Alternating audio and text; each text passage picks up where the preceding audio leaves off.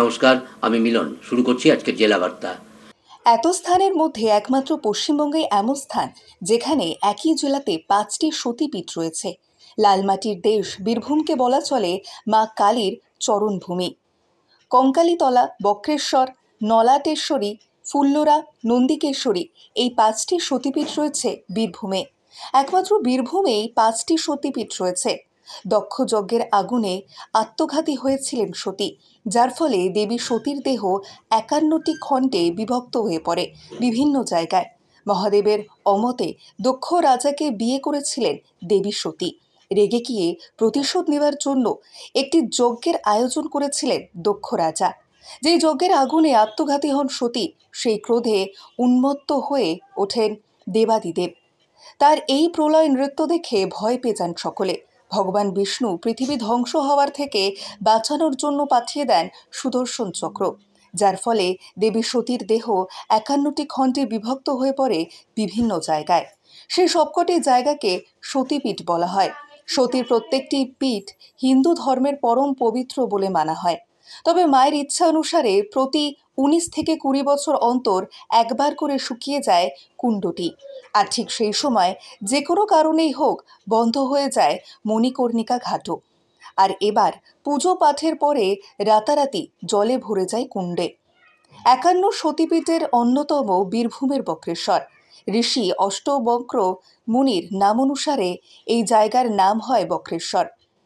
সতীর 2 ভ্রু মধ্যস্থল অর্থাৎ মন পড়েছিল এখানে। মা এখানে মহিষমর্দিনী দুর্গারূপে পূজিত হন। তার প্রতি বছর এখানে ধুমধাম করে দুর্গাপুজোর আয়োজন করা হয়। পুরাণ অনুযায়ী একদিন কোহলি মুনি বেদ পাঠ করেছিলেন। ঠিক সেই সময় তার সামনে বসে পাঠ শুনেছিলেন তার সন্তান সম্ভবা স্ত্রী গার্গী। সেই সময় হঠাৎই গার্গীর গর্ভের সন্তান পেটের ভেতর থেকে মুনির বেদ পাঠে ভুল ধরেন এবং তাতেই রেগে গিয়ে স্ত্রীর গর্ভের সন্তানকে অভিশাপ দেন তিনি। এরপর গার্গী সন্তান প্রসব করলে তার 8 অঙ্গ বাঁকা হয়। সেই সন্তানই পরে হয় অষ্টবক্র মুনি। এই অষ্টবক্র মুনি এই জায়গায় হাজার হাজার বছর তপস্যা করে মহাদেবের দর্শন পেয়েছিলেন।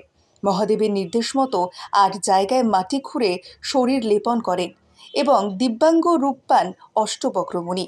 সেই থেকেই এই জায়গার নাম বক্রেশ্বর।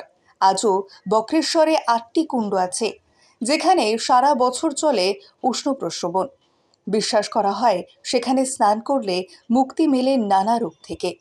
আজ আমাদের প্রতিনিধিরা সেই বক্রেশ্বর মন্দিরে পৌঁছে গিয়েছিল, আর সেখানেও পুরোহিতদের কাছে নানা ঋষি মুনি ঋষি থেকে শুরু করে পৌরাণিক কালের ঘটনা তুলে ধরেছেন তারা।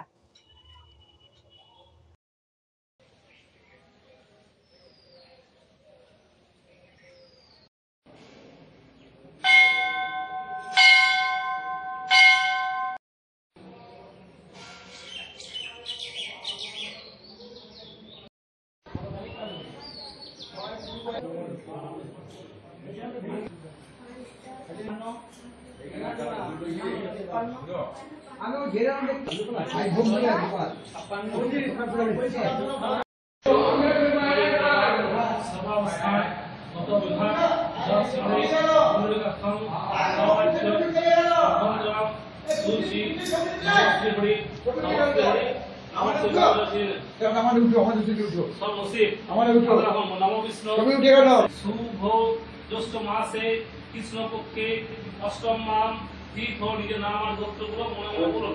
নাম গোত্রগুলো মনে মনে বলুন। বললেন সর্বমঙ্গল কামনার্থে শরীর সুস্থ।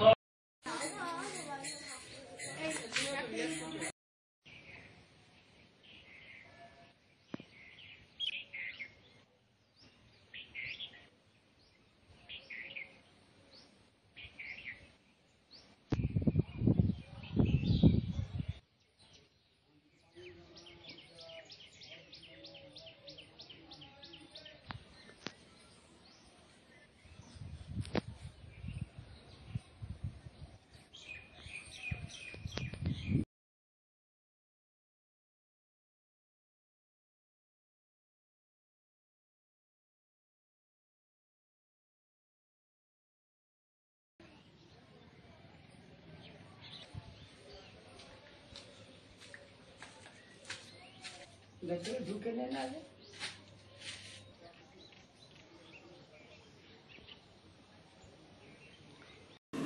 আজকের জেলা বার্তা এই পর্যন্ত। নমস্কার।